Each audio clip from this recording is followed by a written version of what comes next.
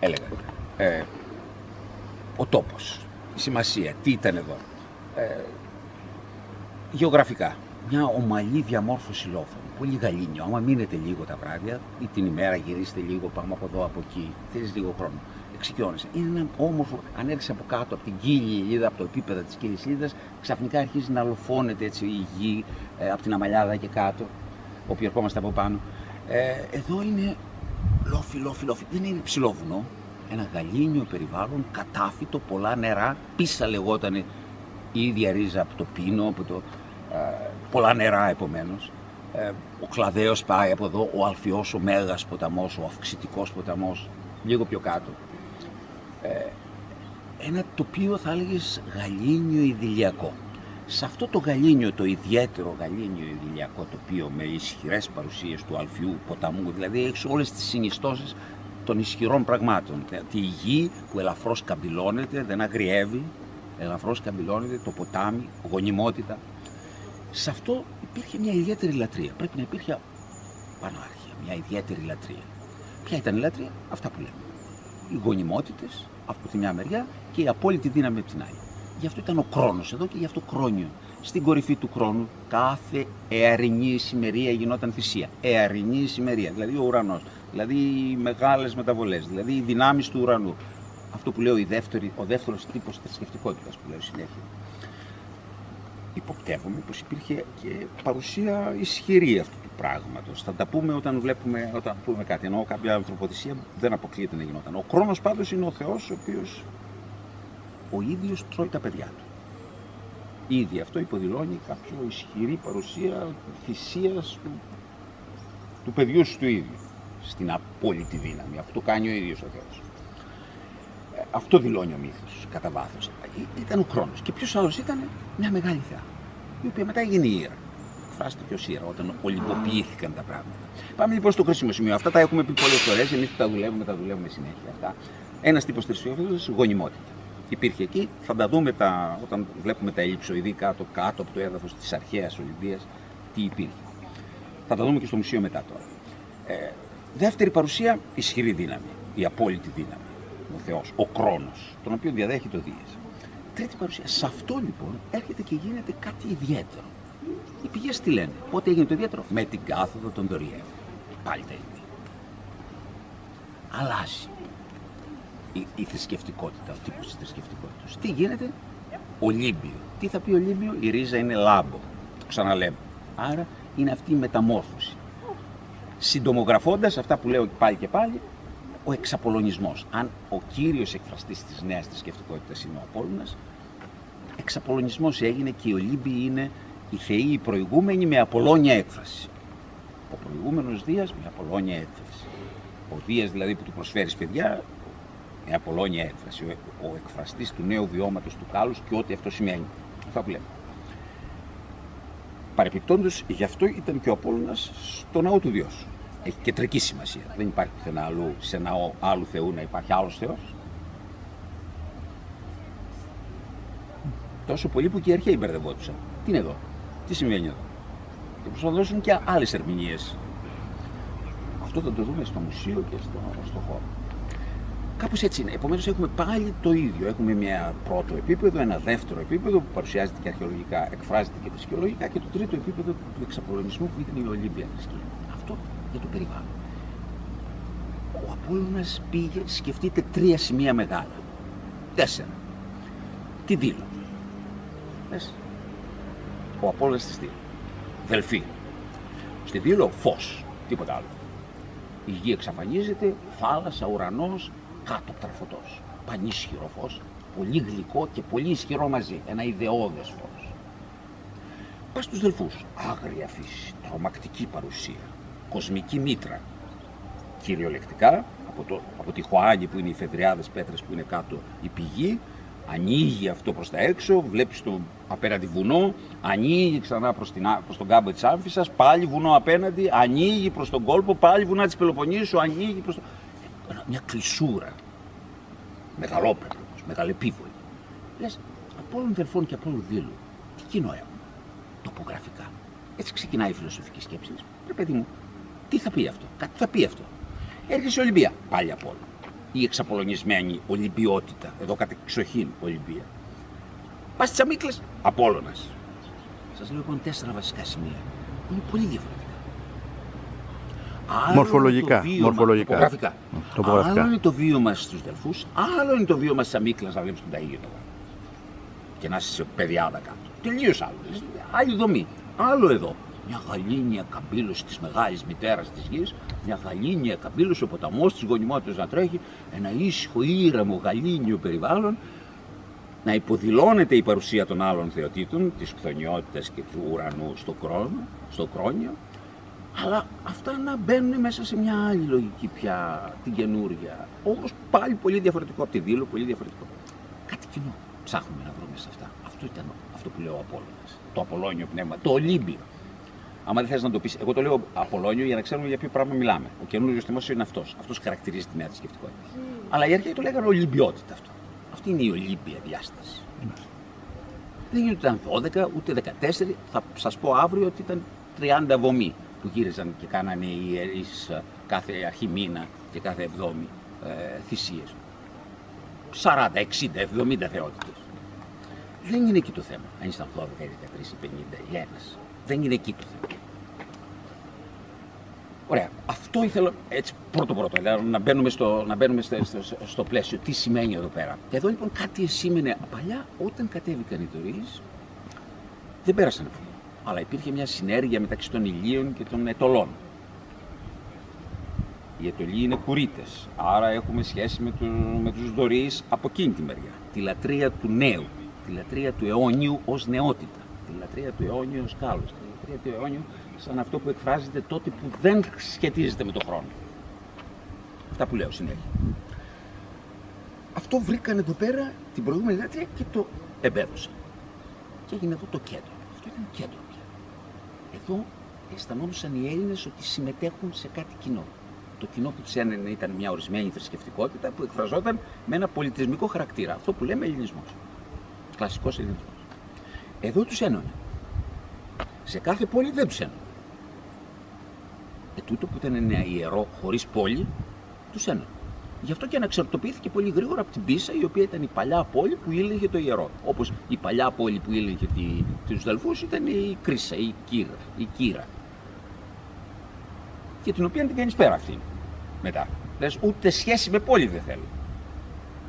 Όχι μόνο είμαι έξω από την πόλη, αλλά δεν θέλω και σχέση με την πόλη. Γιατί έτσι έχουμε στην Ελλάδα το φαινόμενο του τι μας συνδέει. Μας συνδέει κάτι που για όλους τους άλλους είναι πολύ ανάερο και πολύ αερόδες, για μας είναι πολύ πραγματικό. Η ιδέα. Από εκεί προκύπτει ο ελληνικός ιδεαλισμός, ο Πλάτωνας, ο ένας, ο άλλος. Αυτό που μας συνδέει είναι αυτό που οι άλλοι το θεωρούν ως εξωπραγματικό. Για μας αυτό είναι η ουσία της πραγματικότητας. Θα το δούμε πώς εκφράζεται γλυπτικά, ορατά, αυτό που λέω τώρα. Αλλά αυτό είναι το υποκείμενο βίο. Αυτό που άλλος το θεωρεί σαν κάτι φαντασματώδες, πώς να το πω έτσι, λες εντάξει, το πολύ να το παραδεχτώ σαν κάτι προς το οποίο τίνω. Για τον Έλληνα δεν τίνεις προς την ιδέα. Η ιδέα είναι αυτή που σε κάνει να κάνεις ό,τι θες, εσένα, τη φύση, τα δέντρα, τα βουνά, τον καλλιτέχνη. Αυτό εννοεί ο Πλάτωνας όταν λέει η ιδέα είναι η πραγματικότητα και όχι αυτό. Αυτό κάνει ο καλλιτέχνης που θα δούμε στη μεγάλη τέχνη. Αυτό εμπεδώθηκε εδώ πέρα, στην Ολυμπία. Θεωρήθηκε ένα από τα κεντρικά σημεία. Η Δελφή το άλλο, η Δήλος το άλλο. Τρία τελείως διαφορετικά τοπογραφικά που ενσωματώνουν την καινούρια ιδέα της θρησκευτικότητας. Θα τα επεξεργαστούμε περισσότερο αυτά με τις λεπτομέρειες, πότε τα ιστορικά, κυρίως όταν πάμε στον αρχαιολογικό χώρο θα είναι καλύτερα εκεί πέρα. Τώρα, εδώ, τι θέλουμε να δούμε. Το μουσείο, το παλιό, θα μπούμε μέσα και θα σας δείξω. Τώρα το έχουν Μουσείο Αρχαίων Ολυμπιακών Αγώνων. Πάμε να δούμε λοιπόν πρώτα απ' όλα το γεγονός αυτό. Τι θα πει να εκφράζεις τη θρησκευτικότητά σου κάνοντας αγώνες αθλητικούς. Ένα το πρώτο. Πώς σου λέει αυτός. Πώς εκφράζεις τη σχέση σου με το Θεό. Τον οικετεύεις. Πώς τον καλοπιάνεις. Του κάνεις θυσία. Τι κάνεις στη θυσία. Του προσφέρεις τα προϊόντα της γης, απαρχές από τη γη, όταν είσαι στην πρώτη θεωρία της γονιμότητας. Όταν είσαι στη δεύτερη της απόλυτης δύναμης, του προσφέρεις τον πρώτο το κόσμο, του προσφέρεις εκατόμβες, του προσφέρεις 100 ταύρους, του προσφέρεις τούτο, του προσφέρεις κοινό, ό,τι πολύτιμότερο, ό,τι μπορεί σπουδαιότερο. Του προσφέρεις κάτι τεράστιους τρίποδες, γιγαντιαίους, χάλκινους, που κοστίζουν περιουσίες τότε, με καταπληκτικές διακοσμήσεις απάνω τους. Κάνεις ό,τι μπορείς. Ό,τι μπορείς και ό,τι δεν μπορείς. Παραπάνω από ό,τι μπορείς. Προφανώς. Και μετά, μαζί με αυτά που συνεχίζονται, τίποτα δεν ακυρώνεται από την πραγματικότητα. Για τον Έλληνα τίποτα δεν ακυρώνεται από την πραγματικότητα. Απλώς πέφτει άλλη έμφαση. Σου λέει ναι, όλα αυτά. Αλλά πρωτίστως αυτό. Αυτό είναι το ελληνικό. Γι' αυτό μεγαλούργησε. Δεν σβήνεις τίποτα. Δεν λες, δεν θέλω να έχω σχέση με τη γη. Δεν θέλω να έχω σχέση με την απόλυτη δύναμη. Όχι, με όλα έχεις. Γιατί είσαι μέρος του όλου και το όλο είναι όλα. Αλλά η έμφαση διαφέρει. Ναι, αλλά το σπουδαιότερο, αυτό που έχει το βαρύτερο νόημα, αυτό που έχει τη μεγαλύτερη κατά βάθος δύναμη είναι αυτό. Ποιο είναι αυτό? Αυτό που λέμε. Το πάθος. Το νέο βίο. Η μη σχέση με το χρόνο. Ενώ δεν αφήνεις το χρόνο, ζεις μέσα του χρόνου. Αλλά το νόημα δεν είναι στο χρόνο. Αυτό θα πει ιδέα. Ως ουσία της πραγματικότητας. Όχι ιδέα ως φαντασίας ή ως έσχατον τέλος, ως εσχατολογικό ή ως όραμα. Όχι ως όραμα, ως πραγματικότητα ιδέα. Γι' αυτό οι αρχαίοι Έλληνες καταλάβαιναν να τους έλεγες έχω ένα όραμα. Έχεις όραμα, δείξτε το. Να το. Θα το δούμε στο δυτικό αέτομα. Να το. Το έκανα. Όχι θα το κάνω. Το έχω κάνει.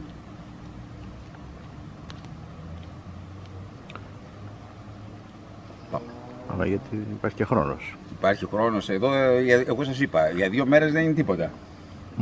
Την προηγούμενη φορά που είχαμε έρθει, κάτσαμε μια μέρα για να τα δούμε όλα. Στο τέλος είχαν παραδώσει πνεύμα και... Επανάληψη. Τι θέλεις? Ξεκινάμε. Ναι. Λοιπόν, αυτός ο Κούρος. Αυτός ο Κούρος βρέθηκε στη Φιγάλια, στην αρχαία Φιγάλια. Ανήκει, σύμφωνα με μελέτες που μπορούν να κάνουμε και να δεις πώς είναι τα αντίστοιχα ορυχάλκινα, στα μέσα του 7ου αιώνα. Οπότε θα σας πω μερικά χαρακτηριστικά. Δέστε ότι εδώ, από εδώ μαρτύρετε, έχει και καμένο το χέρι. Απλώς λείπει, αλλά είναι και καμένο. Το βλέπετε πώς ήταν το χέρι. Εδώ. Πήγαινε λίγο πίσω το χέρι και ερχόταν έτσι. Έτσι. Και ακουμπούσε στον κορμό. Και ακουμπούσε τον κορμό γιατί τώρα πρωτομαθαίνουμε τη μνημειακή τέχνη. Βρισκόμαστε εδώ, είναι κάτι πολύ σημαντικό πράγμα. Το απίστευτα σημαντικό. Που το είχαν καταλάβει 1-2 Γερμανοί μεγάλοι, δεν το επεξεργάστηκαν και ο τρίτος είμαι εγώ. Λοιπόν. Ο μεγάλος. Όχι Γερμανός, αλλά μεγάλος. Ούτε. Λοιπόν, βρισκόμαστε στην αρχή της μνημειακής πλαστικής. Τι θα πει βρισκόμαστε στην αρχή της μνημειακής πλαστικής? Μέχρι τότε κάνανε οι καλλιτέχνες ορυχάλκινα. Το ορυχάλκινα είναι 20 πόντους, το πολύ 25. Ορυχάλκινα. Και είχαν αποκτήσει μια αίσθηση της μορφής. Είχε ήδη γίνει γύρω στο 700 αυτή η μετάβαση. Θα το δούμε στο νέο μουσείο. Σε ένα σημείο λίγο μετά το 700 γίνεται ένα άλμα. Λέει ο καλλιτέχνης κάποιος, θα δουλέψω μάρμαρο. Μάρμαρο είναι τρομακτικά δύσκολο πράγμα. Αν πιάσετε ένα κομμάτι μάρμαρο, ένα κομμάτι αρχαίο άγαλμα, ένα κομμάτι που είναι στις αποθήκες και όπου πας να το σηκώσεις, είναι ασήκωτο. Είναι τρομερό πράγμα. Και εύκολο. Αν κάνεις ένα τέτοιο χέρι, θα σπάσει το χέρι. Δεν είναι εύκολο τεχνικά πράγμα να δουλέψεις μάρμαρο και να κάνεις άγαλμα. Εδώ λοιπόν ξαφνικά σκέφτηκαν ότι αυτό πρέπει να γίνει και αφού θα γίνει θα το κάνουμε. Η πρώτη μορφή. Γιατί είναι η πρώτη μορφή? Πρώτα απ' όλα δεν είναι Κούρος έτσι. Δεύτερον, από μορφολογικά χαρακτηριστικά, όπως είναι διαμορφωμένος και από συγκρίσεις με ορυχάλκινα, προκύπτει, όπως σας είπα, ότι είναι στα μέσα του 7ου αιώνα. Μέσα του 7ου αιώνα λες και η Φιγάλια, τι θυμόμαστε ιστορικά? Οι Σπαρτιάτες κατέλαβαν τη Φιγάλια το 660 π.Χ. Γιατί μόλις είχε τελειώσει ο δεύτερος Μεσσηνιακός πόλεμος και έκαναν τιμωρητική εκστρατεία κατά της Φιγαλίας και την κατέλαβαν. Τι έκανε η Φιγάλια τότε? Πήγε και είπε στον Απόλλωνα στους αδελφούς, τι να κάνω για να γλιτώσω από τα αρχηρία. Εκατόμβη.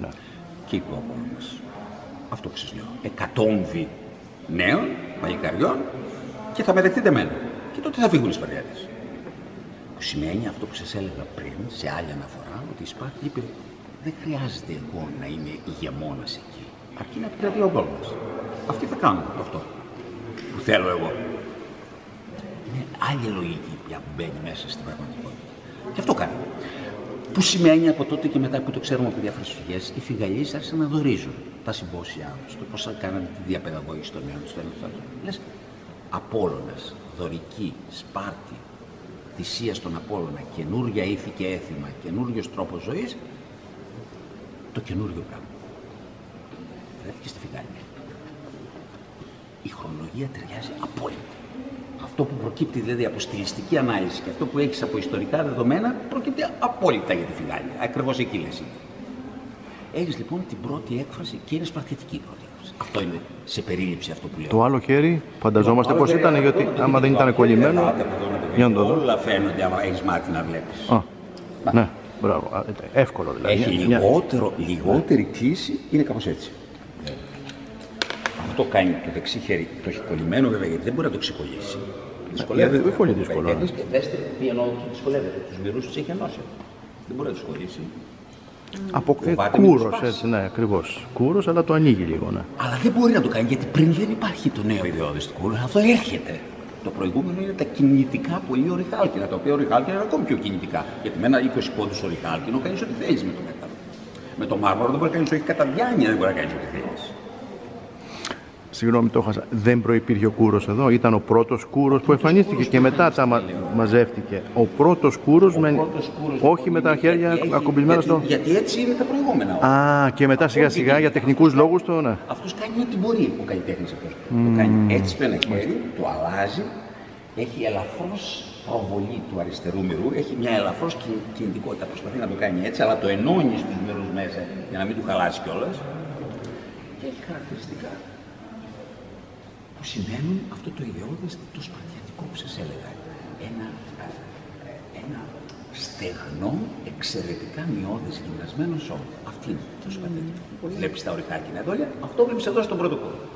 Πλατή σώμα, ισχυρή διαμόρφωση του στέρνου, πολλαπλούς και διαπλούς και προσέξτε, οι απονευρώσεις είναι περισσότερες από τις κανονικές. Μία απονευρώση εδώ, δύο απονευρώσεις εκεί, τρεις απονευρώσεις εδώ, τέσσερις στον οφάλο. Οπότε δεν γίνεται έτσι. Αυτό σημαίνει τρομακτική γυμνασία. Απίστευτη. Για να φανεί αυτό. Μόνο και μόνο από αυτό καταλαβαίνεις ότι υπάρχει άλλο ιδεώδες που λειτουργεί πια εκεί. Επίσης είναι δοκοειδής, είναι δοκός, δεν είναι πυλινδρικό. Είναι αυτό που σας λέω, η επιφάνεια έχει μια κυρίαρχη θεσπόζουσα όψη. Η μετοπικότητα τη βλέπεις εδώ καθαρή όταν πρωτοεμφανίζεται η τέχνη μιμική, η μετοπικότητα. Και στο δοκάρι αυτό προεξέχουν οι κουτί, που είναι πάρα πολύ ωραίες. Επίσης, οι ραχαίοι, από πίσω στους ραχαίους, είναι έντονο και τα όλα. Οι ραχαίοι πίσω. Ναι, λέω ότι εκεί θα το πράγω, καλά και στις παρτίδες, πολύ σημαντικό που το είπες. Δέστε τους ραχαίους πώς είναι. Τρομακτικά γυμνασμένοι. Και πιθανόν να έχει και μαλλιά να κουμπάνε. Μαλλιά να του. Πιθανόν. Ναι. Μαλλιά τα βίδες πίσω. Αυτά είναι. Ναι, αυτά ήταν μαλλιά. Και βόστριχη μπροστά. Ναι. Η βόστριχη. Ναι. Έχει δύο βαστρίδες μπροστά. Και πίσω πλούσια και σταματάει. Ακουμπάει στο σημείο. Ναι. Αυτό που είπες, να το κοιτάξτε εδώ, για να δείτε τι εννοεί. Βλέπετε πως κάνει ο μυρός εδώ. Κάνει δύο αυλάκια. Πολύ γυμνασμένο. Δύο αυλάκια που στη μέση προεξέχει, βγαίνει ο μυς. Κάνει μια κύλωση, διπλή κύλωση. Στην Κρήτη. Διπλή κύλωση, Μου θυμίζει κάποιες φιγούρες στην Κρήτη, λέω, από αυτούς που πέραν μέρος μέσα στις τελετές. Από τους Μινωίτες. Από τους Μινωίτες, ναι. Από τους Μινωίτες. Μου θυμίζει λίγο. Με την πολύ μέση. Ναι. Δηλαδή, οι κούροι που ξέρουμε εμείς με τη βρωθιά, είναι μεταγενέστεροι. Αμέσως μετά από αυτό. Αυτό βρισκόμαστε στην αρχή. Υπάρχει λίγο κάτι πριν. Η αρχή του γνωστού, αυτό που έχουμε εμείς τώρα. Από τα πρώτα γάλματα που γίνανε σε μάρμαρο. Το πρώτο που ξέρουμε. Το πρώτο που ξέρουμε σήμερα παγκόσμιο. Αυτό. Εντυπωσιακό.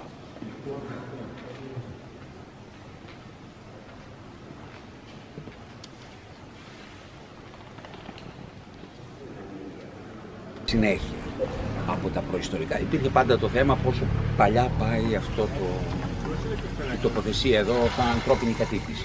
Πάει πολύ παλιά. Ήταν ιερό, δεν ήταν ιερό. Θα δούμε εκεί επιτόπου στα ευρήματα στο πίσω μπορείς να πας αυτά τα πράγματα. Υπάρχουν ορισμένα χαρακτηριστικά που εκφράζονται στην προδωρική εποχή, το 2100, στην Οικηναϊκή που λέμε τώρα. Τότε η θρησκευτικότητα εκφραζόταν βέβαια με τρόπους αυτούς που συζητάμε, αλλά δεν υπήρχαν ναοί, έτσι. Άρα ήταν μέσα στο ανάκτορο ή μέσα στα σπίτια ή μέσα... Η θρησκευτική διάσταση ήταν μέρος, δεν υπήρχε ειδικός χώρος για λατρεία. Ένα μέρος του σπιτιού έκανες τη λατρεία. Πολλές φορές χωρίς κανένα μέρος, έλεγες προσευχόσου. Παντού. Υπάρχουν τέτοιες εκφράσεις θρησκευτικότητας, αλλά αυτό δεν μπορείς να πεις ότι επομένως ο τόπος ήταν ιερός. Μάλλον κατοίκηση ήταν. Αυτό θέλω να πω. Το ότι εκφράζεσαι θρησκευτικά, ο άνθρωπος εκφραζόταν θρησκευτικά από την αρχή. Δεν φτάνει για να πεις ένας τόπος είναι ιερός από το ότι υπάρχει θρησκευτική έκφραση. Λοιπόν, θρησκευτική έκφραση θα βρούμε στα ευρήματα, αλλά δεν νομίζω να υπήρχε τίποτα ιερό. Όταν κατέβηκαν, γι' αυτό δεν είναι τυχαίο ότι ο Παυσανίας λέει ο πρώτος ναός της Ήρας στήθηκε 20 χρόνια μετά την κάθοδο του Δονδωρία. Τόσο πολύ το εντοπίζει το πράγμα, ότι συνδέεται. Δεν είναι 20, αλλά συνδέεται. Αυτό θέλει να πει. Είναι έτσι. Οπότε μετά αναπτύχθηκε. Εμείς θα δούμε λοιπόν τα πριν τη δωρική κάθοδο και μετά θα δούμε τη μετάβαση από τη γεωμετρική εποχή στην αρχαϊκή, από την αρχαϊκή στην πρώτη κλασική και θα παρακολουθήσουμε και την εξέλιξη. Τι το λέω αυτό? Από άποψη ευρημάτων και από άποψη τέχνης υπάρχουν οι εξής μεγάλες τομές. Έγινε δωρική κάθοδος, τα ξεχνάμε τα προηγούμενα. Επομένως, τι είναι το Μικηναϊκό πριν, τι είναι το μετά. Το μετά τι είναι? Η γεωμετρική περίοδος. Θα πούμε όταν εκεί επί τόπου. Η γεωμετρική περίοδος. Γύρω στο 700 γίνεται μια μεγάλη μεταβολή. Από εκεί που ο καλλιτέχνης εκφράζεται με τη ζωντάνια που προσπαθεί να δώσει και τη δίνει, σχηματικά αλλά τη δίνει, αποκτάει μια ιδιαίτερη αίσθηση της κυριαρχίας της μορφής, γύρω στο 700. Μια ιδιαίτερη αίσθηση του κάλους ως ουσίας της πραγματικότητας και του κάλους ως δομής, ως μορφολογίας. Ότι όλα είναι θέμα μορφής. Δεν έχει σημασία ποιο είναι το περιεχόμενο. Αυτό είναι μια ιδιαίτερη αίσθηση. Αυτή την αποκτάει γύρω στο 700. Συνδέεται με όλα αυτά που σας λέω, τα μεταφυσικά και τα θυσιολογικά, ότι οι Έλληνες πιστεύουν ότι όλα φαίνονται. Δηλαδή είναι το ίδιο αυτό που γίνεται στη βυζαντινή τέχνη που κάνει ο Γιάννης. Φαίνεται το κάθε πράγμα. Και φαίνεται με τη δομή και με τη μορφή που θα έχει αυτός ο Άγιος, εκείνος ο Άγιος, αυτή η παράσταση, εκείνη η παράσταση. Φαίνεται εκεί. Δεν μένει υπόλοιπο. Αυτό είναι μια βασική ελληνική αίσθηση, πολύ βαθιά, που δεν εκφράζεται με εκφραστικότητα. Δεν προσπαθεί ο Έλληνας να το δώσει με εκφραστικότητα ευρωπαϊκού τύπου. Γιατί πιστεύει ότι η μορφή είναι το βασικό χαρακτηριστικό, η ουσία της πραγματικότητας. Δεν προσπαθείς να εκφράσεις την πραγματικότητα, δίνεις την πραγματικότητα, επαναλαμβάνοντας τη μορφή της. Αυτό κάνει και ιδιάζουσα τη βυζαντινή τέχνη, αυτό κάνει και ιδιάζουσα την αρχαία τέχνη. Έχεις λοιπόν μια μεγάλη μεταβολή γύρω στο 700. Ένα κομβικό σημείο, μπορούμε να το παρακολουθήσουμε. Προχωράει η αρχαϊκή εποχή, επεξεργάζεται αυτό το καινούριο βίωμα και σε ένα σημείο γύρω στο 500, 200 χρόνια μετά, γίνεται μια άλλη μεγάλη μεταβολή. Αυτό κάνει την αρχή των κλασικών χρόνων. Αυτό το βλέπουμε εδώ γιατί έχει το καλύτερο παράδειγμα αυτής της πρώτης φάσης του κλασικού, που είναι αυτό που λέμε αυστηρός ρυθμός, που είναι τα γάλματα, τα γλυπτά του ναού του Διός, που έγιναν ακριβώς στην κομβική χρονολογία, 470-455 π.Χ. Από εξωτερικούς λόγους το χρονολογείς απόλυτα, οπότε έχεις απόλυτη χρονολόγηση εδώ. Ξέρεις πότε είναι. Από ιστορικούς λόγους, εξωτερικούς λόγους, δεν έχουν σχέση με το ύφος.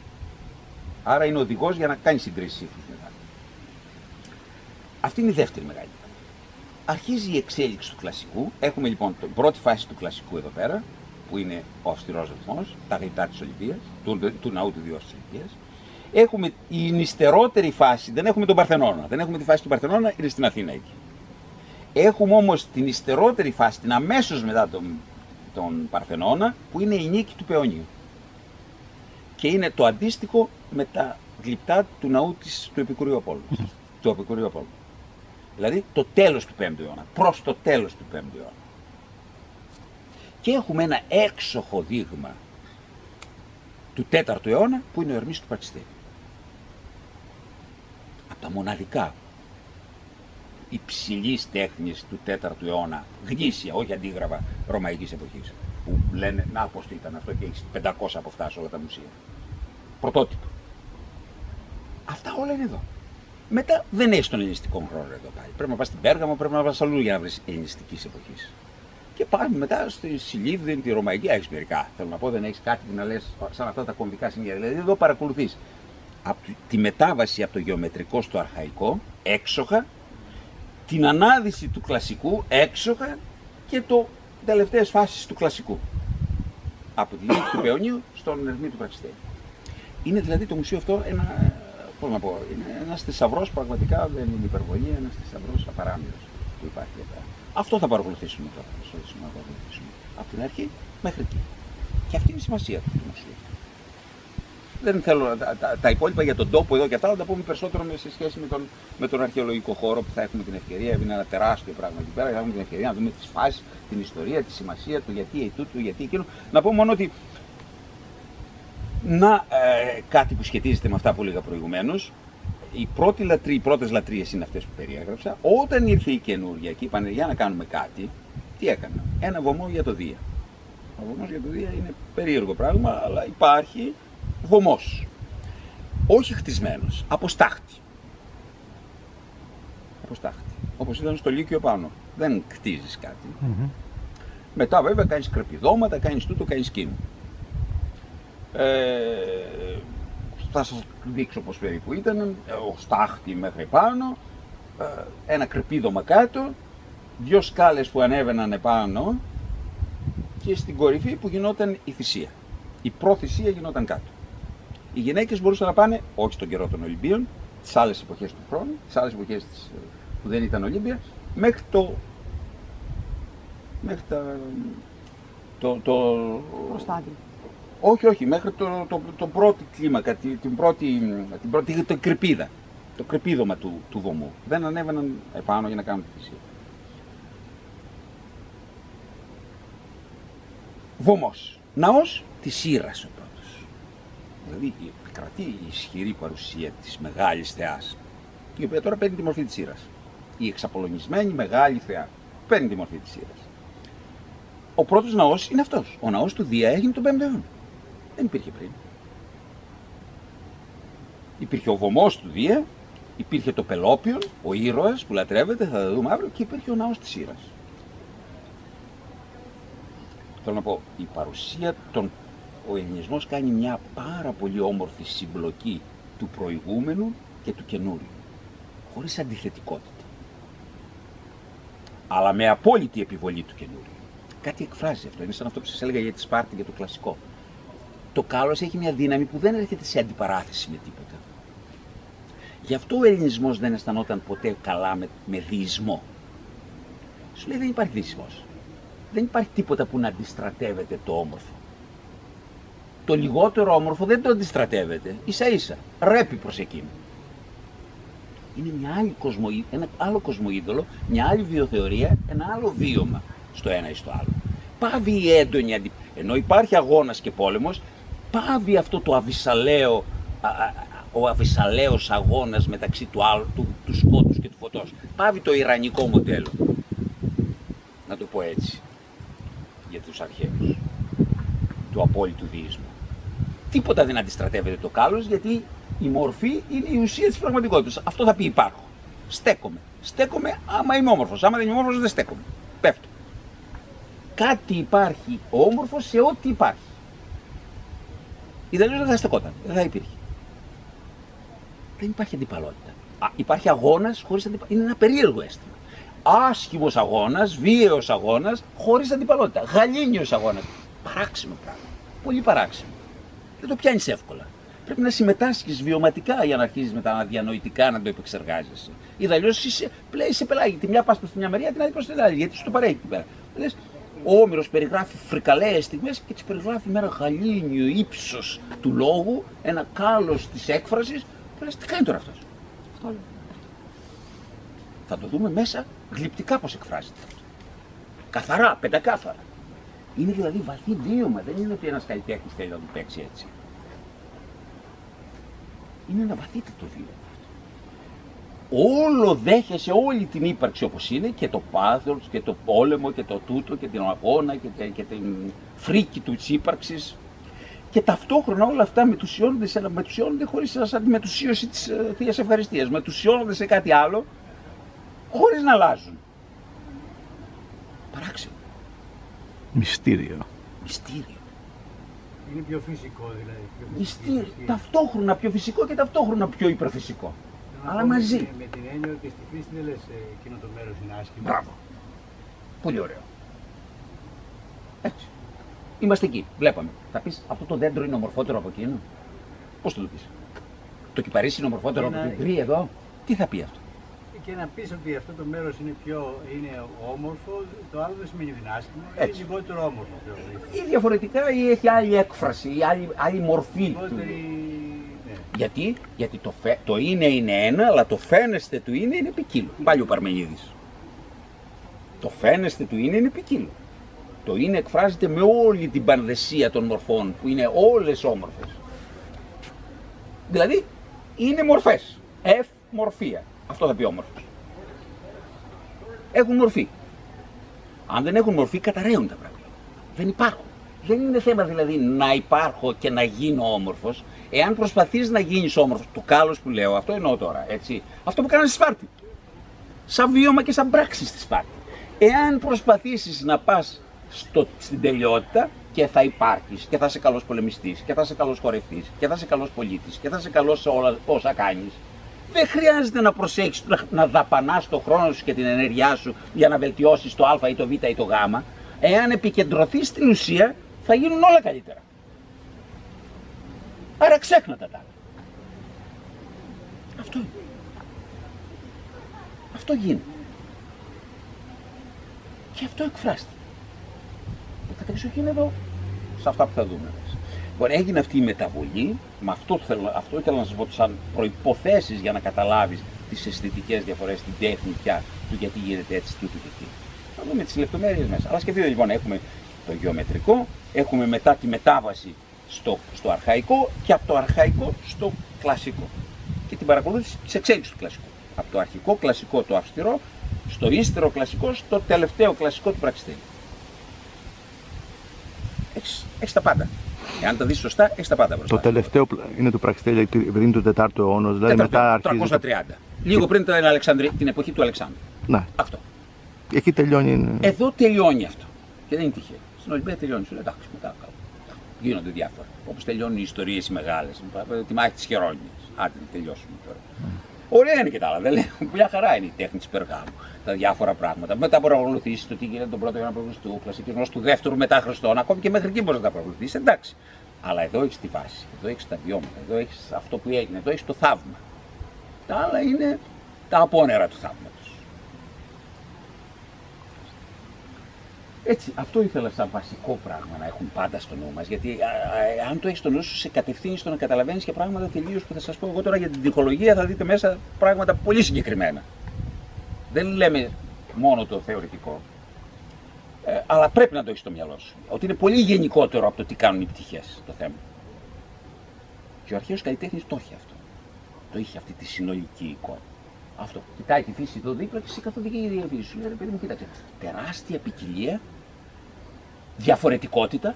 Άρα, με αυτήν την έννοια, το διαφορετικό είναι και αντίπαλο. Γιατί αυτό που πάει να κάνει αυτό δεν είναι αυτό που πάει να κάνει το κυπαρίσι. Αυτό θα πει αντίπαλότητα. Αυτό που πάει να κάνει αυτό δεν είναι αυτό που πάει να κάνει το κυπαρίσι. Άρα, όταν και τα δύο προσπαθούν να προβληθούν, όταν το είναι προσπαθεί να προβληθεί και στο ένα και στο άλλο, πόλεμος είναι. Διότι είναι δύο διαφορετικά. Το διαφορετικό έχει πόλεμο. Αλλά αυτός ο πόλεμος έχει κάλος. Είναι περίεργο. Δεν μπορείς εύκολα. Το δουλεύεις, το ξαναδουλεύεις, προσπαθείς να το καταλάβεις από εδώ, να το καταλάβεις από εκεί. Αυτό είναι το κλασικό που λένε οι Ευρωπαίοι. Μια απόλυτη γαλήνη. Το είχε πιάσει ο Βίνκελμαν. Γι' αυτό είναι μέγας. Το είχε πιάσει ο Βίνκελμαν. Μια απόλυτη γαλήνη, οτιδήποτε και να γίνεται. Οτιδήποτε και να γίνεται. Όχι σαν έκφραση, σαν υποκειμενικό βίωμα, έτσι το εκφράζεις. Δείτε τι γίνεται μέσα στους λαπίθες, στη μάχη των λαπιθών και πώς εκφράζεται το Απολώνιο Ιδεώδης εκεί. Είναι μέγας ο μαέστρος που κάνει εκείνο το πράγμα. Και νομίζω μπορούμε να δούμε και ποιος είναι. Λοιπόν, για πάμε τώρα να δούμε. Που τα βρήκαν οι Γερμανοί. Τα βρήκαν οι Γερμανοί στις πρώτες ανασκαφές. Το 1896. Ο ναός του Διός, θα το δούμε, τεράστιο πράγμα. Θα σας πω τα μέτρα, τα αναφέρει και ο Παυσανίας, τις διαστάσεις του ναού, τόσο πολύ ήταν σημαντικός.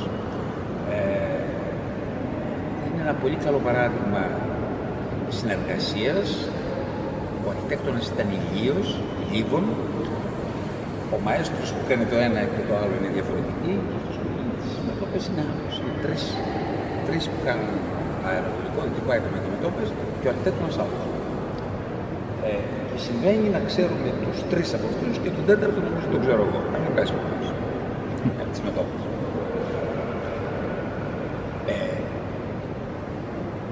Αετώματα, ήταν λιτός ο ναός, είναι το υπόδειγμα του δωρικού ναού, δηλαδή άμα σκεφτείτε τους δωρικούς ναούς της κάτω Ιταλίας ή το δωρικό ναό της Ήρας, θα δούμε αύριο με τις διαστάσεις που καταλάβαμε τι είναι, αλλά άμα ξέρεις τους ναούς της Ιταλίας, τους δωρικούς, θα αρκέσει και τις σκεφτές όπως αλλά πρέπει να τους εκφράσουν μια δύναμη, τη δύναμη του κάλους, αλλά τη δύναμη του κάλους, δωρικό αυτό, στην κάτω Ιταλία, μεταξύ αυτού και της πιο, πώς να το πω, της μορφής της δωρικής που έχει πάρει τη Χάρη, την Αττική και που είναι ο Παρθενώνας, μεταξύ αυτών των δύο, στη μέση ακριβώς, ίσταται σαν παράδειγμα ο ναός του Διώστη στην Ολυμπία. Είναι ακριβώς στη μέση. Καμιά παραχώρηση ούτε προς το βάρος, ούτε προς τη Χάρη. Το απόλυτο κάλος. Στον αυτό που βλέπαμε στα άλλα, όλο το κάλος, δεν κάνεις καμία παραχώρηση. Αυτό που λέγανε στο 19ο αιώνα οι αισθητικές θεωρίες, λέγανε αξιολογώντας τα πράγματα αισθητικά, έχει τρεις κατηγορίες. Έχει την κατηγορία του κάλους, της ομορφιάς, έχει την κατηγορία του χαριτωμένου και την κατηγορία του κομψού. Όλα είναι ωραία, αλλά είναι με διαφορετικό τρόπο. Αναλύσεις θεωρητικές του 19ου αιώνα που επικεντρώνονται σε αυτό. Εάν χρησιμοποιήσουμε αυτά που δεν ταιριάζουν στα ελληνικά αυτά τα πράγματα, εδώ έχεις το καθαρό κάλος. Καμία παραχώρηση ούτε στην κομψότητα, ούτε στη χάρη, ούτε στη δύναμη, ούτε σε τίποτα. Με αυτήν την έννοια έχεις την πεμπτουσία του δωρικού ελληνισμού, που σημαίνει ότι το κάλος είναι και η δύναμη των πραγμάτων, και η χάρη των πραγμάτων, και η κομψότητα των πραγμάτων, και η γονιμότητα των πραγμάτων και όλα. Είναι πολύ σημαντικό πάνω από αυτό.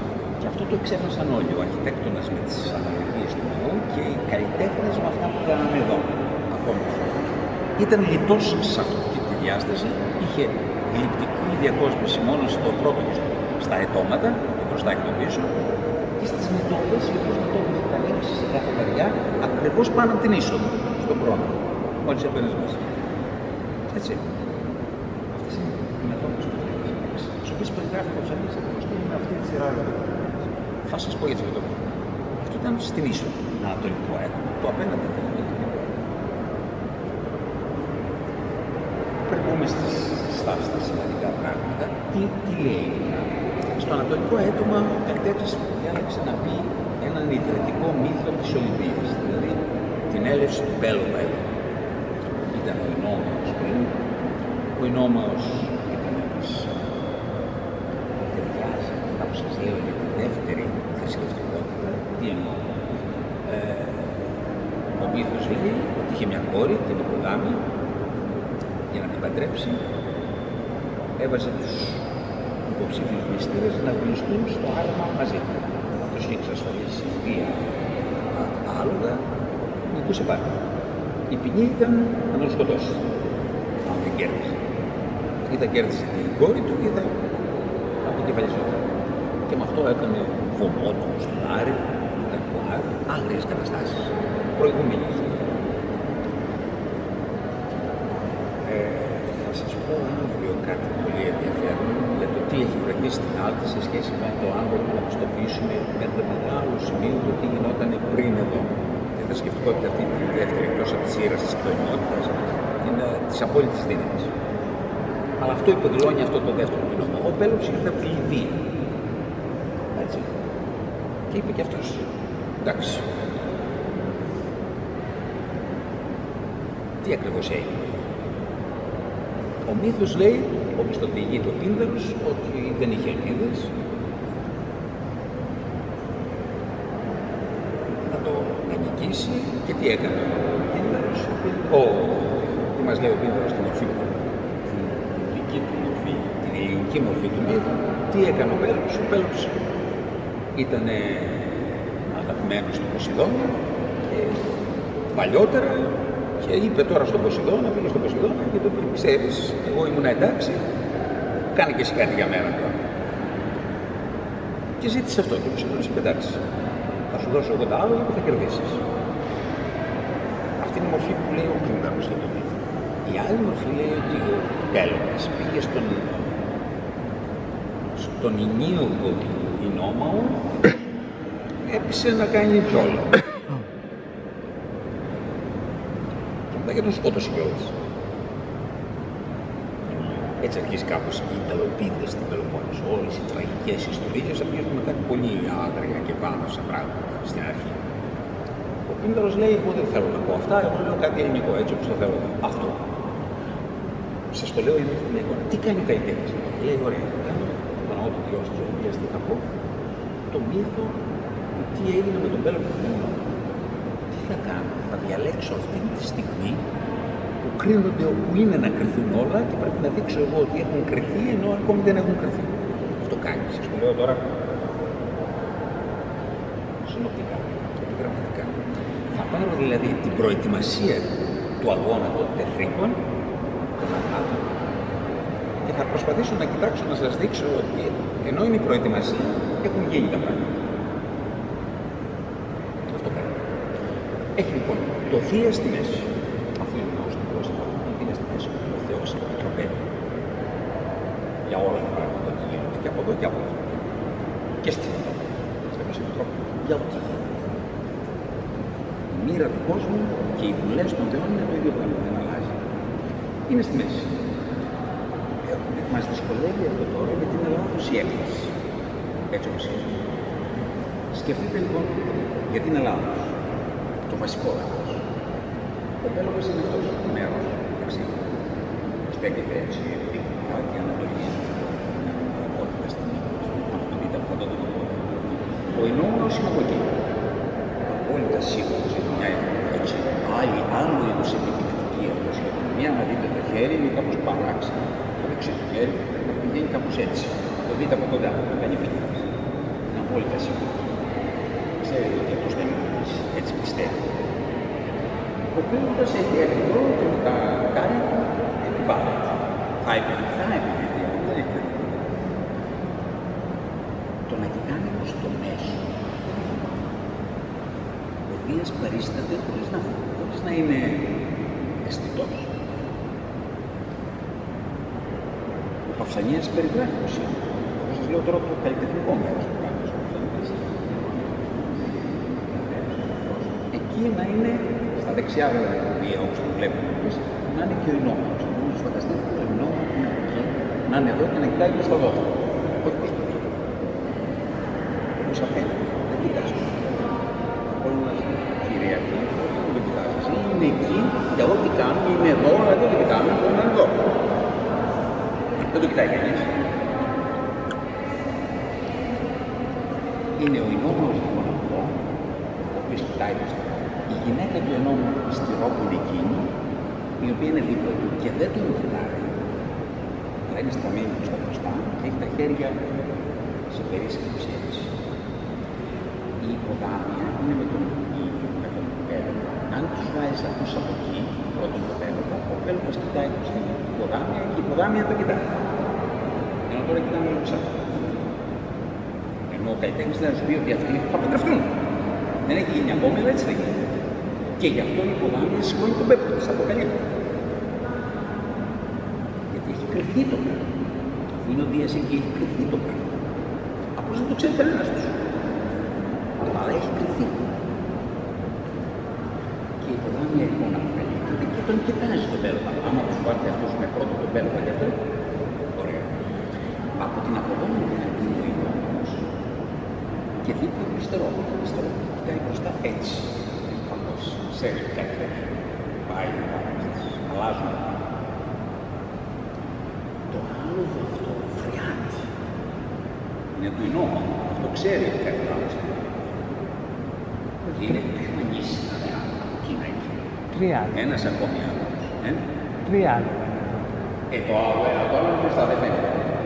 Δεν έχει προκυμάνει. Δεν σώζεται ρε παιδί μου. Αυτό που φρύτει είναι ένα. Αυτό που φρύτει είναι ένα. Ναι, αυτό που φαίνεται, ας πούμε. Το πρώτο.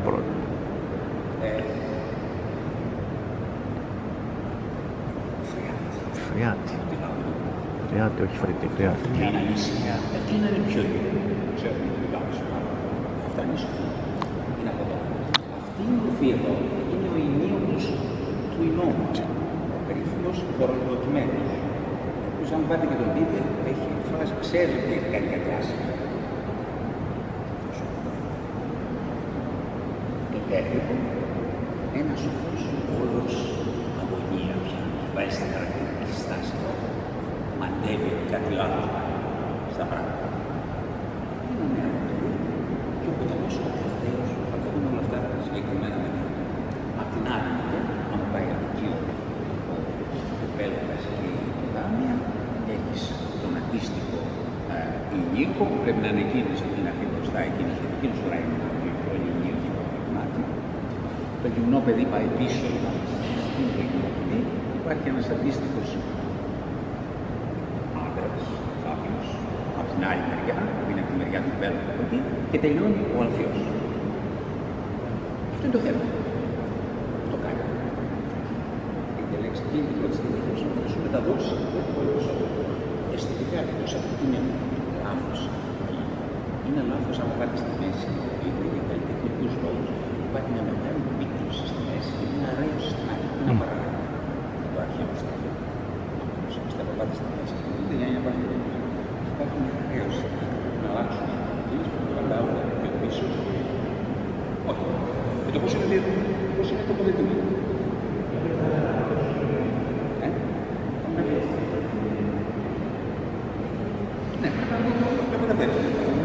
Γιατί δεν το κουνάμε λίγο. Όχι, αυτό είναι άλλο. Αυτά τα δύο από εκεί και εκείνα τα δύο από εδώ. Άλλο, προσθέτω, πάμε παρακάτω. Άλλο πράγμα, δεν λέμε το ίδιο, είναι άλλο. Το άλλο είναι ότι στα πλευρά υπάρχει μια αρέωση απαράδεκτη αισθητικά και μια μεγάλη πύκνωση που ο καλλιτέχνης. Αυτό ήταν άλλο. Έτσι το πρώτο. Στο μουσείο, κάνουν κριτική στο μουσείο. Αυτά βρέθηκαν στην τρίμια, εδώ και εκεί. Δεν βρέθηκαν στη σειρά τους, εμείς τα βάζουμε στη σειρά. Οπότε λέω ότι πρέπει να γίνει αυτό. Πλέον έχεις εδώ μια σύνθεση, θα το δείτε σε σχέση με το άλλο θέμα. Έχεις 5 κατακόρυφα πράγματα. Ξέρετε ότι αυτό δεν είναι καλό. Έχεις 5 κατακόρυφα πράγματα. Οπότε πρέπει λιγάκι να τα ρεώσεις, ώστε αυτά τα πράγματα να μην είναι πολύ ελαφριά και όλο το βάρος να πάει στο κέντρο. Και τι έχει προσπαθήσει να κάνει, έχει βάλει αυτές τις μορφές μέσα που κοιτάνε προς τα μέσα, που στέκονται βγαίνουν έτσι. Κοιτάνε προς την άλλη κατεύθυνση, προς τα μέσα. Βέβαια, αμέσως μετά θα είναι άλλο μια οριζοντήρωση για να αντιμετωπίσει την κατακορυφότητα του προκύπτει στη θέση. Και στη κάνει ό,τι μπορεί να κάνει στην τέλος του προκύπτει. Τέτοιες δομές που να εκφράζουν σιγά σιγά το σβήσιμο από στα άκρα. Είναι υπέροχος γιατί έχει κάνει για σβήσιμο δυο ποταμούς ρέουν στα άκρα. Με τα πετύχουν. Τα σώματά τους είναι σαν να ρέουν. Σαν να ρέουν. Όπως κάνουν στους ποταμούς. Άρα αυτά είναι τα πράγματα τα οποία γενικά χαρακτηρίζουν. Να δούμε και το άλλο για να επανέλθουμε μετά στη σύγκριση των δύο. Γυρίστε και κάντε ένα. Μετά θα πάμε να δούμε ένα-ένα όμως, γιατί δεν γίνεται αλλιώς.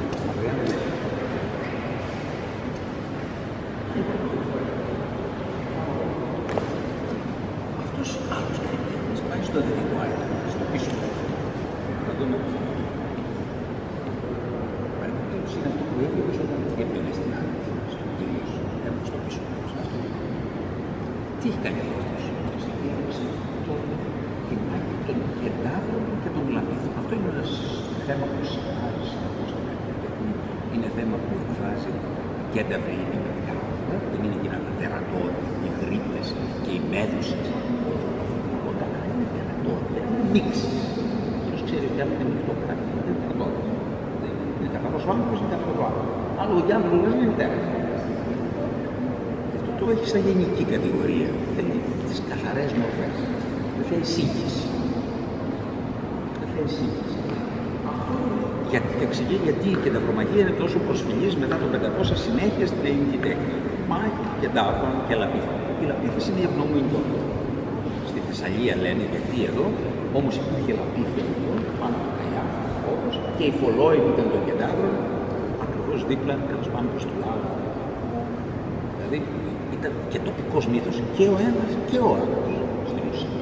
Μετατοπίζει αυτά που γίνανε στη Θεσσαλία, στην περιοχή εδώ με τη Φολόη και τον Κεντάβρο, το λαπίδιο και ο όρος Λαπίδας. Ήταν η Λαπίδας. Εν πάση περιπτώσει, όμως μιλάμε. Τι έγινε, παντρεύτηκε ο Πυρήθος, ο Λαπίδας.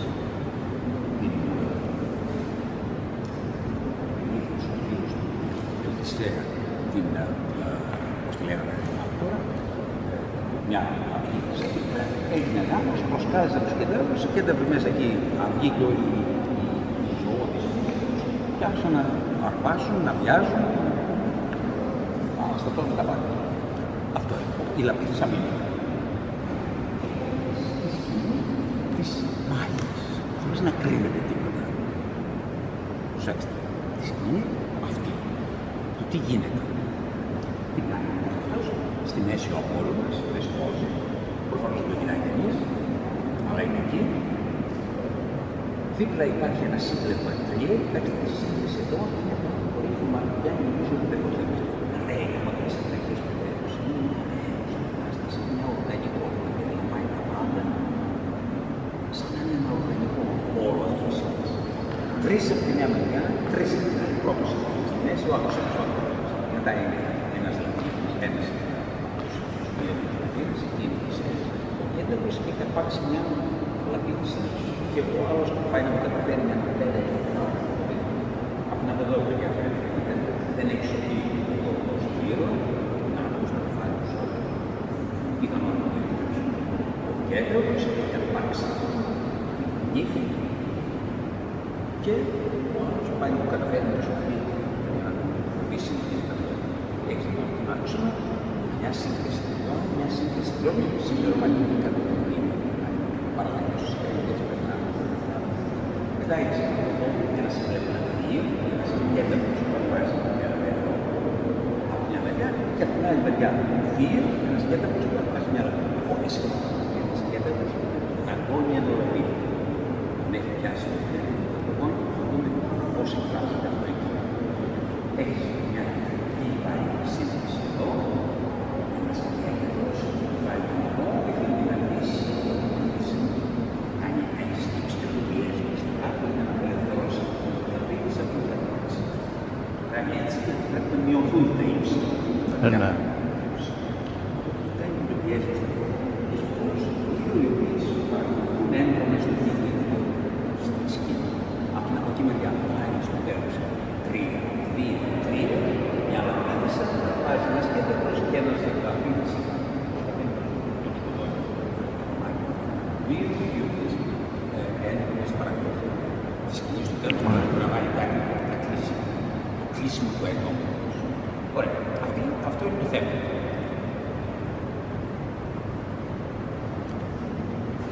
Θα δούμε το συγκεκριμένο. Η τέλεια του επιβάλλεται. Έχει σηκώσει το ξυπνητήρι. Στο αριστερό προφανώς κρατάει το τόξο του, γιατί είναι τρύπα στο χέρι, θέλει να πας από κοντά, αλλά δεν χρησιμοποιεί τίποτα, έχει σηκώσει από το χέρι. Και γίνεται ο χαμός. Έτσι.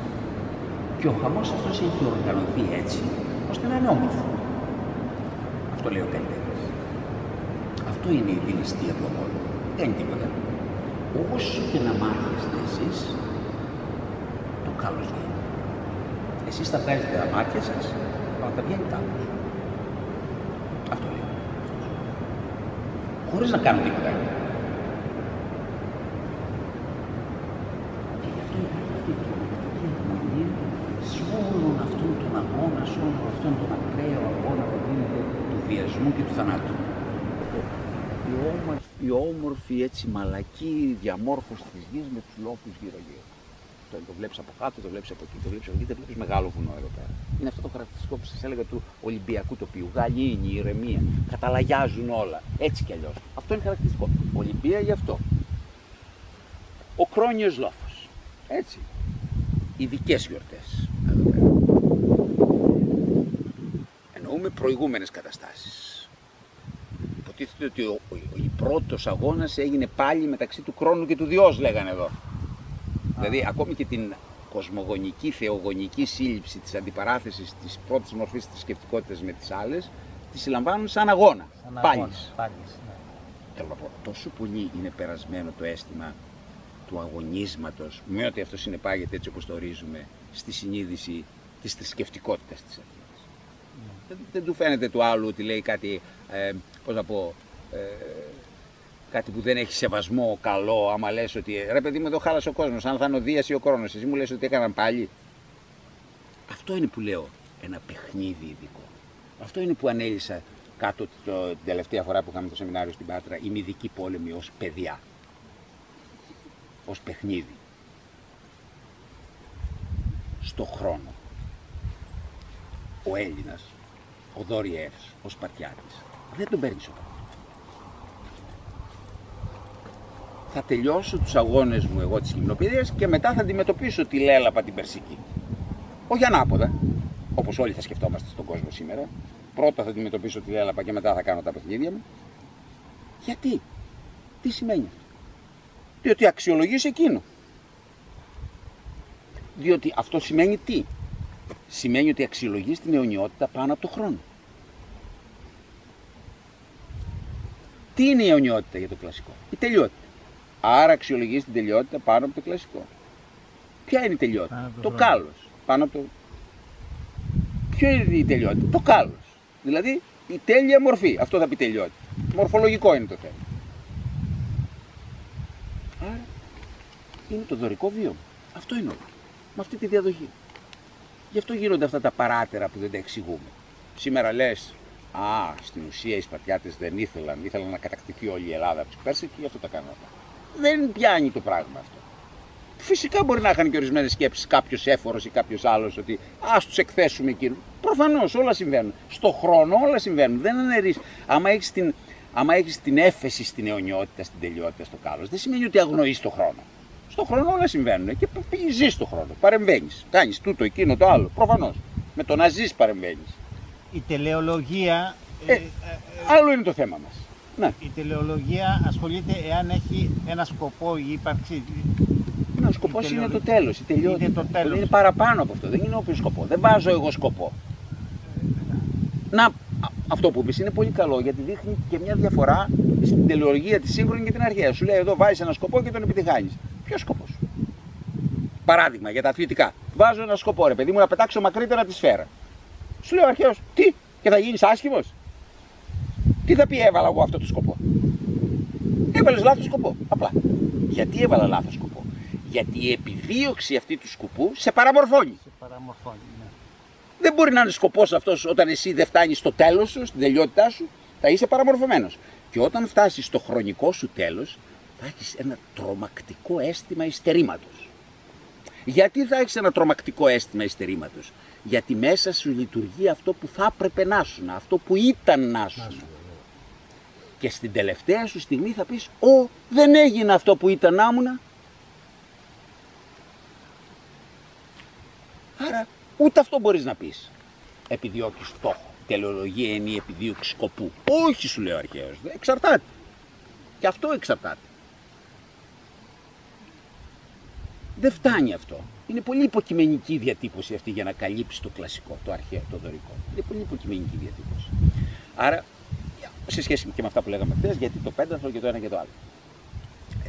Σαν δομή σκέψη. Μετά αυτό επεκτείνεται σε όλους. Αυτή η κοπελίτσα θα υπερηφανεύεται στις φίλες της. Πήγα και έτρεξα. Να την παίρνει και βίντεο. Πολλοί από τους αρχαίους. Ναι, πήγα και έτρεξα. Πολλοί από τους αρχαίους, πολλοί από τους ξένους που έρχονται εδώ πέρα, εγώ το ήξερα με αυτούς που ερχόντουσαν. Θέλουν λίγο να τρέξουν. Μεγάλοι άνθρωποι. Τα συμπόσια που έφεραν. Θέλουν λιγάκι να συμμετάσχουν σε αυτό το αίσθημα. Με μια κίνηση ευλάβειας. Μια κίνηση ευλάβειας, μια κίνηση συμμετοχής, μέθεξης, ταύτισης. Κάτι περνάει, κάτι θα περάσει. Προφανώς, άμα κάνεις κάτι, άμα επαναλάβεις κάτι που γινόταν, κάτι κάπως μετέχεις, μέθεξη. Ναι. Ωραία, λοιπόν, εκείνο που λέγα, έχεις τη λατρεία του χρόνου, έχεις τη λατρεία της μεγάλης θεάς, αυτά είναι τα προηγούμενα. Και έρχονται οι δωρείς και αλλάζει το πράγμα. Δεν ήρθαν εδώ, αλλά οι Αιτωλοί είχαν σχέση, οι Ηλίοι είχαν σχέση με τους Αιτωλούς, οι Δωροί συνεργάστηκαν για να κατέβουν, αυτό λέγανε οι παραδόσεις, συνεργάστηκαν με τους Ηλίους και με τους Αιτωλούς για να κατέβουν στην Πελοπόννησο οι Δωρείς, γι' αυτό ήρθαν από το Ρίο, κανονικά πήγαιναν από τον Ισθμό. Και υποτίθεται είχε γίνει μια προσπάθεια, δεύτερη προσπάθεια και τους εμπόδιζαν οι Αχαίοι. Ήταν η οργανωμένη δύναμη οι Κιναίοι, οι Αχαίοι. Τους εμπόδιζαν, τις άτακτες ορδές. Οπότε σκέφτηκαν αλλιώς, ζήτησαν χρησμό. Και πώς θα μπορούσαν να κατέβουν και κάτω. Και υποτίθεται κάποιος από την Αιτωλία τους είπε, κοιτάξτε, ο Όξυλος, κάποιος από την Αιτωλία τους είπε, ελάτε εδώ. Περάστε από το Ρίο και θα βγείτε από πίσω και αυτοί κάτω στο Άργος δεν θα πάρουν είδηση. Δεν φτάνει αυτό μόνο, δεν φτάνει ένας ευνηδιασμός, πρέπει ήδη να καταραίει το σύστημα, πρέπει να χρειάζεται καινούριο αίμα για να αντιπροσωπεύουν αυτό. Εντάξει, αλλά εν πάση περιπτώσει υπήρχε αυτό που λέω εγώ, η συνεργασία των Δωριαίων με αυτό που αντιπροσώπευε το κουριτικό ιδεώδες. Γι' αυτό είναι οι κουρίτες στην Αιτωλία. Γιατί σήμαινε ότι έχουν σχέση με το δωρικό, γιατί ανήκουν στην ίδια ομάδα αυτών των ανθρώπων που κατέχει τον τεράστιο ορεινό όγκο που αρχίζει από την νότια Πίνδο, κατεβαίνει στα αιτωλικά βουνά, στρέφεται προς τα ανατολικά, πηγαίνει στα μεγάλα βουνά, το πανετολικό, πηγαίνει στα Βαρδούσια, πηγαίνει στην ποιο είναι το βουνό από εκεί, στην Κιώνα, στην Ίτη, στον Παρνασσό, έχεις ένα τεράστιο. Το ήξεραν οι αρχαίοι ότι αυτό αποτελεί μορφή, ενότητα. Το περιγράφει ο Στράβωνας ακριβώς όπως σας το είπα τώρα. Δεν είναι δική μου επινόηση. Ξέρει ότι αυτό ανήκει σε μια ενότητα όλος αυτός ο ορεινός όγκος, ο οποίος λεγόταν μάλιστα Βίων, ομικρογιώτα. Στην αρχαιότητα όλο αυτό το πράγμα και ήταν μία από τις ιστορικές πόλεις. Βίων. Και μια άλλη πια ήταν στη Δωρίδα Πίνδος. Αισθανόντουσαν αυτή την συνοχή του χώρου να εκφράζεται από αυτές τις ορεσίβιες ομάδες. Οι Αιτωλοί κουρίτες. Όπου βλέπετε κουρίτες σημαίνει ειδική σχέση με το νέο. Κουρίτες εδώ, λέει, ήρθε ο Ηρακλής, ο πρώτος Ηρακλής, οι ιδέοι δάκτυλοι. 5 από την Κρήτη. Τι ήσαν? Κουρίτες. Μια έμφαση στο κουριτικό ιδεώδες σημαίνει μια έμφαση στο τι αντιπροσωπεύει ο Απόλλωνας. Τα έχουμε πει αυτά. Ο έφηβος των 14 χρονών δεν έχει τη μέριμνα, δεν έχει την αγωνία, δεν έχει καν την αίσθηση της γονιμότητας, της γέννησης. Δεν είναι αυτό που κυριαρχεί. Το έλεγα, έχουν γίνει και μελέτες στην Αμερική για αυτό το πράγμα, επιστημονικές. Στο αρσενικό, στο παιδί, στο αγόρι, εμφανίζεται η σεξουαλική ενέργεια, αλλά η ενέργεια της γέννησης εμφανίζεται πολύ αργά. Σε αντίθεση με τη γυναίκα, που εμφανίζεται αμέσως από την αρχή, από τα 13. Είναι καθαρά πράγματα. Οι αρχαίοι το ξέρουν χωρίς να κάνουν επιστημονικές αναλύσεις. Ξέρουν τη ψυχολογία του καθενός. Αντιπροσωπεύει λοιπόν αυτήν την φάση, ας το πω έτσι, της ανθρώπινης ύπαρξης που δεν έχει μέριμνα για το χρόνο, για την επιβίωση, που δεν έχει μέριμνα για την επιβίωση σε δεύτερο βαθμό που σημαίνει διαιώνιση, που δεν έχει μέριμνα για αγωνία για το θάνατο. Αυτό θα πει Απόλλωνας. Αυτό θα πει Κουρίτες. Αυτό θα πει Κούρος. Να φτιάνεις για 300 χρόνια ένα νεαρό άντρα. Γιατί το κάνεις? Τι θες να πεις με αυτό? Δεν υπάρχει τίποτα άλλο στον κόσμο. Δηλαδή οι Ινδοί αυτό κάνουν? Όχι φυσικά. Κανένας άλλος δεν το κάνει. Στον κόσμο. Κάτι μεταφυσικό, κάτι βιωματικό, κάτι υπαρξιακό εκφράζεται εκεί μέσα. Βαθύ, πολύ βαθύ. Όχι απλώς θέμα. Για 300 χρόνια καλλιτέχνες επαναλάβανε αυτό το πράγμα. Και μετά συνεχίζεται το ίδιο γιατί αυτό κάνεις. Πρέπει να πας πολύ αργά. Γι' αυτό σας είπα είναι πολύ σημαντικό το ότι ο καλλιτέχνης του ανατολικού αετώματος για πρώτη φορά φτιάχνει γεροντική μορφή, γεροντικό σώμα.